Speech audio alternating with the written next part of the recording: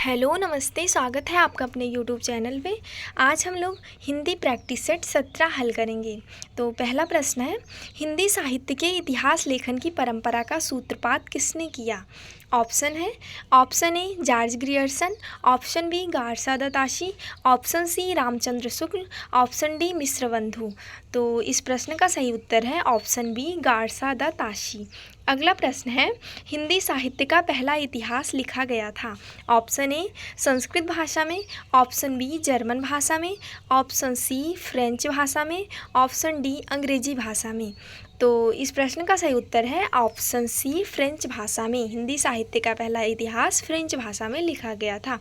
अगला प्रश्न है, कालक्रमानुसार लिखा गया हिंदी साहित्य का प्रथम इतिहास ग्रंथ है। Option A Shiv Singh Saroj, option B इस्तवार दलाल लिटरेच्यूर इंदुई ए हिंदुस्तानी, option C Tazkira e Shuara Hindi, option D the modern vernacular literature of Hindustan. तो इस प्रश्न का सही उत्तर है option D the modern vernacular literature of Hindustan. अगला प्रश्न है, हिंदी का प्रथम व्याकरण ग्रंथ किसने लिखा? Option A Joshua Ketelaar, option B Kishoridas Vajpeyi, option C George Grierson, option D Kamta Prasad Guru. तो इस प्रश्न का सही उत्तर है option A Joshua Ketelaar.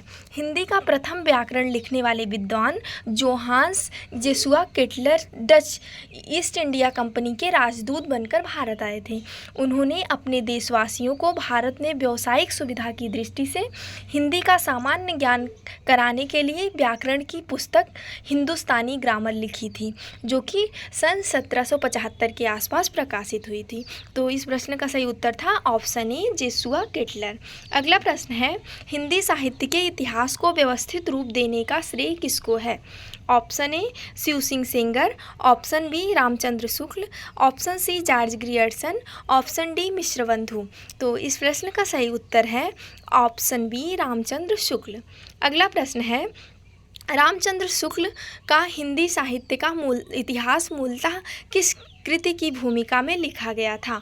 Option A Hindi Kovidmala, option B Hindi Shabdsagar, option C Hindi Vishwakosh, option D धर्मशास्त्र का इतिहास। तो इस प्रश्न का सही उत्तर है option B Hindi Shabdsagar.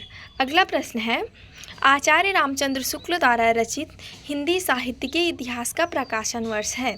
Option A 1917, option B 1918, option C 1919, option D 1929।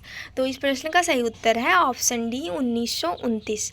अगला प्रश्न है, इनमें से कौन सी रचना जिसे मूलतः हिंदी शब्दसागर की भूमिका के रूप में लिखा गया था किंतु बाद में स्वतंत्र ग्रंथ बना? ऑप्शन ए हिंदी साहित्य का आलोचनात्मक इतिहास, ऑप्शन बी हिंदी साहित्य का वैज्ञानिक इतिहास, ऑप्शन सी हिंदी साहित्य का इतिहास, ऑप्शन डी शिव सिंह सरोज। तो इस प्रश्न का सही उत्तर है ऑप्शन सी हिंदी साहित्य का इतिहास। अगला प्रश्न है, शिव सिंह सरोज का रचना काल है। Option A 1833, option B 1830, option C 1836, option D 1840। तो इसमें थोड़ा सा मिस्टेक हो गया है। इस प्रश्न का सही उत्तर है 1883 ईस्वी। अगला प्रश्न है, आंग्ल भाषा में लिखा गया हिंदी साहित्य का इतिहास स्केच ऑफ हिंदी लिटरेचर के लेखक हैं। और ऑप्शन है पादरी FEK, option B Garcin de Tassy, option C पादरी Edwin Greaves, option D George Grierson.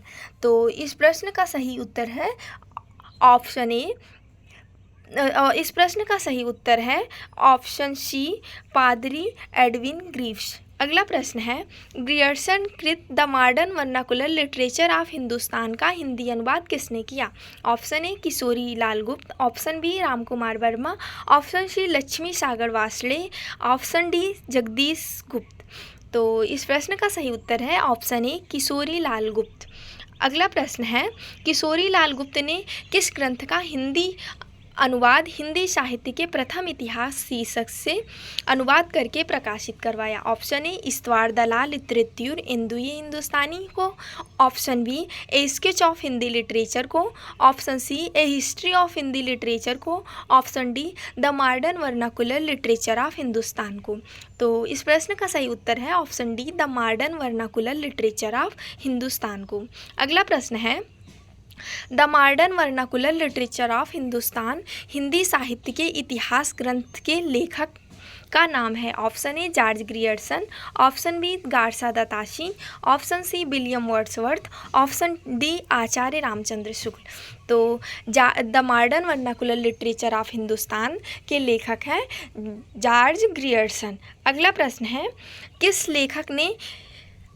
लेखक के इतिहास ग्रंथ में सर्वप्रथम हिंदी साहित्य का काल विभाजन मिलता है। Option A Shiv Singh Sengar, option B Mahesh Dutt Shukla, option C Maulvi Karimuddin, option D George Grierson. तो इस प्रश्न का सही उत्तर है ऑप्शन डी जॉर्ज ग्रियर्सन। अगला प्रश्न है किस साहित्य इतिहास के लेखक ने काल विभाजन में कवियों का नाम का सर्वाधिक प्रयोग किया है। Option A Mishrabandhu, option B Grierson, option C Hariaudh, option D Shyam Sundar Das. तो इस प्रश्न का सही उत्तर है ऑप्शन ए मिश्रबंधु। हिंदी साहित्य इतिहास की परंपरा में मिश्रबंधुओं ने अपनी कृति मिश्रबंधु विनोद में लगभग 5000 कवियों को स्थान दिया है, जिसे 8 से भी अधिक कालखंडों में विभक्त किया है। इस प्रकार मिश्रबंधु ने जो है काल विभाजन में सबसे ज़्यादा कवियों के नाम का उपयोग किया है।